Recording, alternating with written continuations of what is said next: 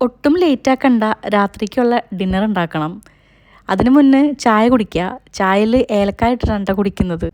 അങ്ങനെ കുടിക്കാനായിട്ട് എനിക്കിഷ്ടമാണ്. പിന്നെ നമ്മൾ മധുരം ഇടുന്നില്ലല്ലോ, അപ്പോൾ ഏലക്കായ ഇടുമ്പോൾ മധുരം ഇട്ട പോലത്തെ ഒരു ഫീലും കിട്ടാറുണ്ട്.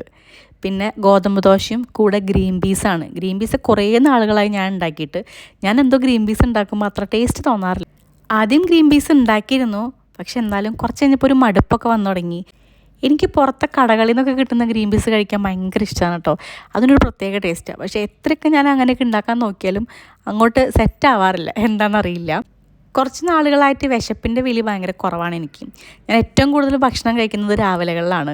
തലേദിവസം നേരത്തെ ഭക്ഷണം കഴിക്കുന്നതുകൊണ്ട് രാവിലെ എനിക്ക് നല്ല വിശപ്പായിരിക്കും. അതുകൊണ്ട് ഞാൻ വയറ് നിറച്ച് രാവിലെ ഭക്ഷണം കഴിക്കും. അങ്ങനെ ഒരു ഉച്ച സമയമാകുമ്പോഴോ ഒട്ടും വിശപ്പുണ്ടാവില്ല. പിന്നെ കുറച്ചും കൂടി വിശപ്പിൻ്റെ വിളി വരുന്നത് ഒരു 4:30-5 മണിയൊക്കെ ആകുമ്പോഴാണ് കേട്ടോ. അരിമണി കഴിക്കുമ്പോഴേക്കും വണ്ണം വയ്ക്കുന്ന ഒരു ബോഡിയാണ് എൻ്റെ. അതുകൊണ്ട് ഇതൊക്കെ മതി, ഇതൊക്കെ തന്നെ ധാരാളമാണ്. എന്തായാലും കറിയിൽ കുറച്ച് തേങ്ങാപ്പാലും കൂടി ഒഴിക്കാം. അതാകുമ്പോൾ കുറച്ചുകൂടി ബെറ്റർ ആണല്ലോ. അപ്പോൾ ശരി, ബൈ.